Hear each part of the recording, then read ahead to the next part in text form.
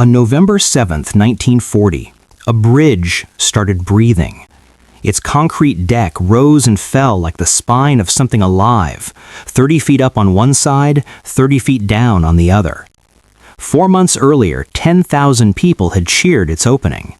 Now, the third longest suspension bridge on Earth was tearing itself apart.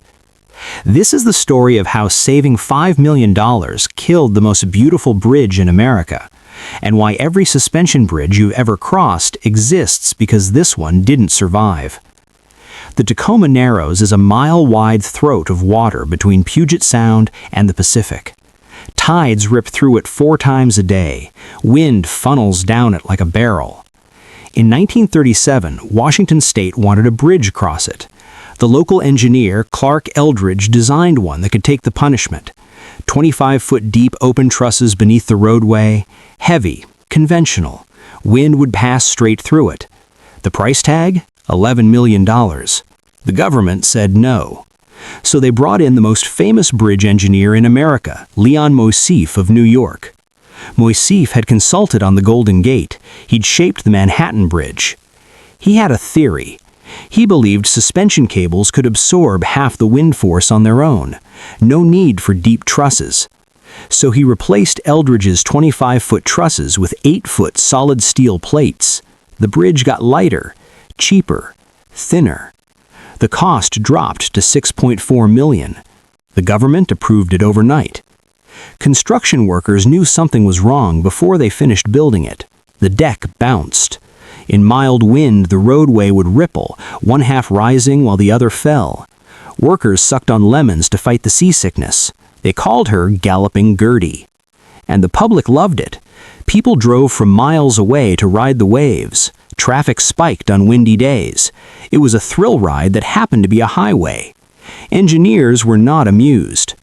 They tried anchoring the plate girders to 50-ton concrete blocks on shore. The cables snapped. They added diagonal cable stays from the main cables to the deck. The bouncing barely changed. Washington State hired a University of Washington professor named Frederick Farquharson to find the answer. He built a scale model, put it in a wind tunnel, and on November 2nd, 5 days before the collapse, his team found the fatal flaw. Under certain wind conditions, the model didn't just bounce, it twisted. Farquharson told reporters later, "We watched it and we said if that motion ever happened on the real bridge, it would be the end." They had a plan. Drill holes in the solid plate girders to let wind pass through. Attach deflector vanes along the deck. 10 days of work would give the bridge enough stability to survive. They needed 45 days for the full retrofit. They got 5. That morning, winds hit 42 miles per hour, broadside, straight into those solid plate girders. The bridge started its familiar bounce. Workers had seen this 100 times. Then, at 10 a.m., a cable band at midspan slipped, and everything changed. The bounce became a twist. The bridge began rotating along its length, one edge rising, the opposite plunging. This was aeroelastic flutter, and it feeds on itself. Wind hit the solid plates. The deck twisted. The twist changed the angle. The new angle caught more wind. The twist deepened. The bridge was no longer fighting the wind. It was converting wind into its own destruction. Leonard Coatsworth, the news editor for the Tacoma Tribune, was driving across when the twist began. His car slammed sideways into the guardrail. He crawled 500 yards on bleeding hands and knees to reach the tower. In the back seat, his daughter's 3-legged cocker spaniel, Tubby. Too terrified to be rescued, he bit everyone who tried. Farquharson himself walked out onto the twisting deck to save the dog.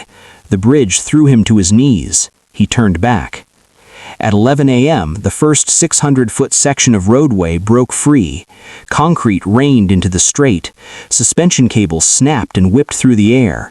The center span disintegrated in minutes. Coatsworth watched from the toll plaza as his car and Tubby dropped 200 feet into the Narrows. No human died that day.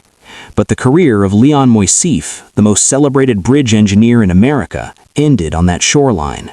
He designed no new bridges. He died of a heart attack 3 years later. His son said the collapse killed him. The investigation found what Farquharson already knew. Those solid plate girders turned the deck into a wing, catching wind instead of letting it pass. The replacement bridge opened in 1950 with 33-foot open trusses, steel grating in the roadway, and wind flowing clean through every gap. Today, every suspension bridge on Earth is tested in a wind tunnel before a single cable is strung. Federal law requires it. And the American civil engineers give an annual prize for advances in structural design. It's called the Moisseiff Award. Galloping Gertie still lies on the bottom of Puget Sound, 180 feet down, the largest man-made reef on the west coast. Steel that couldn't hold the sky now holds the sea.